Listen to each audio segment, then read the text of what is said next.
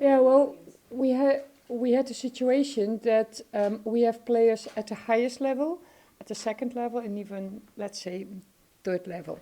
So it's a bit different than other national teams in the top, and they've been a lot in the press, in the papers.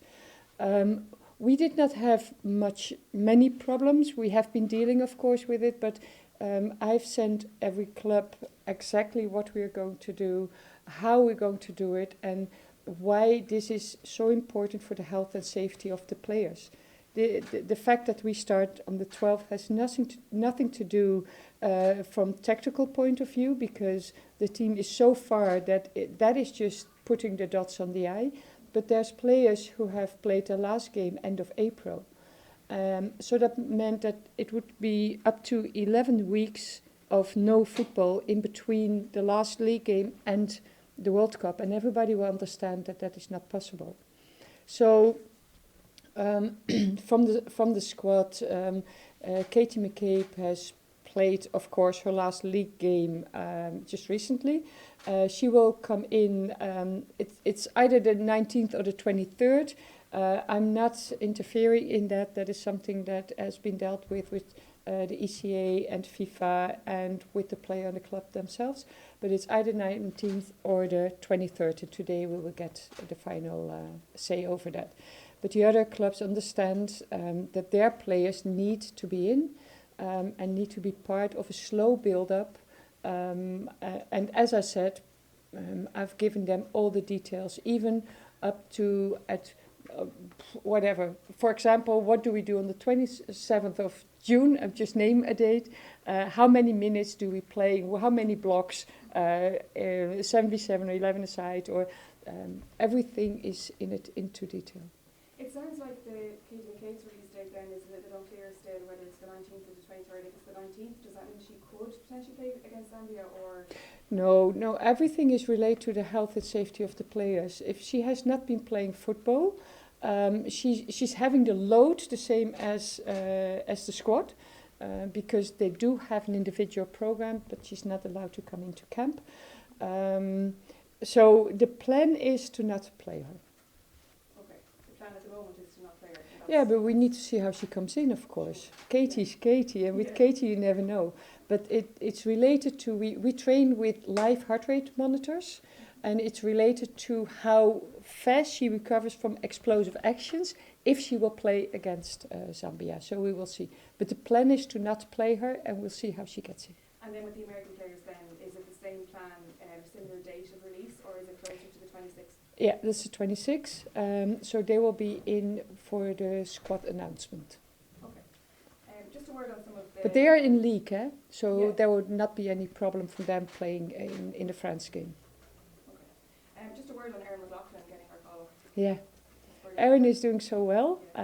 She was with us in the Morocco camp. And then there was a spell that others were taking over, but the home-based sessions have worked so well for her and for Tara O'Hanlon, and they have grown so much. So she deserves the place. Yeah, we see with the domestic-based players, that they are getting into the squad. Do you see that there's still room for those players to push and to get into the 23? Every player that comes into the camp has the same chances. So we have to make our final decisions on the base of what they show in camp. And that is for everybody. And of course we all know that there's a few that are pretty sure about their place. But for her as well as for any other player that's on that fringe of the squad, it's completely open. And the proof of that is, for example, Lucy Quinn, where in the USA game, she was coming in from a standby list. But sometimes in football, the tactical part needs to drop, that penny needs to drop, and with her it dropped just in time. And she became player of the match, and then at a club 4 times player of the match. So it can happen like that with any player, and we stay open till the last second of the decision for that. Just last one for me, in terms of injuries and the squad as a whole, how are Aoife Mannion and Leanne Kiernan, obviously it's being managed and injuries have to be managed all the time, but how is the squad in terms of backup and Yeah, the 27 is built up on backup because we have a few issues. You've all been reading it. It's all in the papers. Been all in the papers. But Liankinen and Nephi, it's more building up from where they are because they are fully fit. Lily Eck is also fit to start her build up. We have Aoife Mannion. Monday she's seeing a knee specialist, and we will know more about her. But the vibes are very positive that she will make the squad. Yeah, and we have Megan Campbell in a return to play. So she will not be in on Monday, but she will come in as soon as she can get into the return to play. So it's just Megan again, sorry, the truck went by. Just Megan, what's Megan's story? She's into her return to play. So hopefully she will be able to join the squad either later this week or early next week. Vera, sorry, then back. Just on Aoife Mannion, does she have a chance? How would you rate her chance of getting back to fitness to make the squad? That really depends on Monday when the knee specialist has seen her after she's coming out of her brace. Sorry. Okay. It's really tight. Is he going to make the squad? Yeah, I don't think so. Sorry. No problem.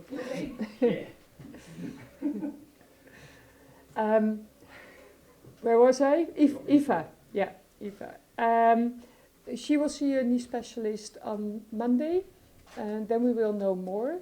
But the way that it's been brought to us, it will be tight but possible. And I hope, well, fingers crossed. Talked a bit about injuries there. A lot of players, as you say, are coming back off knocks as well. Troy Mustaki hasn't played much since she's come back. How are you going to manage that over the next couple of weeks? That is actually why we have to start on the 12th. So we build it up very slowly. Chloe Mustaki was playing. I've been to her game so that I could see her live. And that was actually very good, very stable in her play. So we start with the whole squad on the same level. The championship players have had an individual program. The few WSL players are added to that. And the last 2 days they all have the same program. So we all start on the same level, if that makes sense. And then we are going to slowly build up towards the World Cup. So the peak is higher. And it will bring them into the next season also in a more fresh way than if you start later. A lot of talk about, obviously it's a long enough build-up, but your periodisation plan, you seem to give them quite a lot of breaks as well. How important is that to sort of maximise the time you have on the pitch? Yeah, but that is what I've explained to the clubs. We do not bring them in to load them. We bring them in to get them ready for the highest level of play.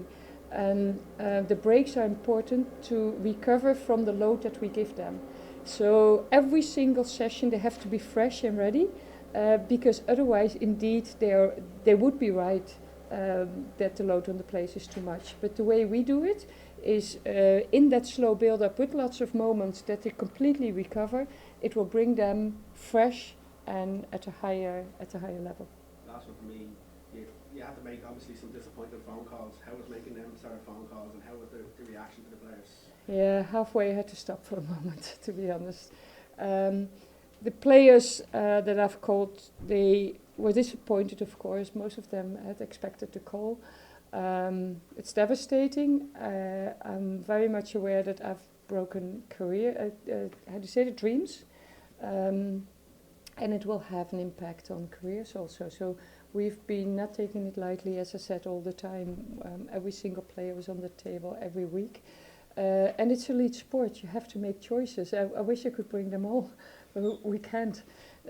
So it's, believe it or not, all together with all the clubs and everybody, on one day I had to make more than 75 phone calls. But the shift was done, and I've called every single player again this week to see how they are doing. And we have offered them support. Because it can have a real impact on their moods and on their way forward. Is there anyone here that was particularly unlucky not to make it? That it was a really tight decision? I think that the tightest decisions will come still. The players that are closest are, of course, also players that will drop out when the 4 other players are coming back in. So, those are the ones who are tightest. And are you happy with the preparations that you have in place for Dublin?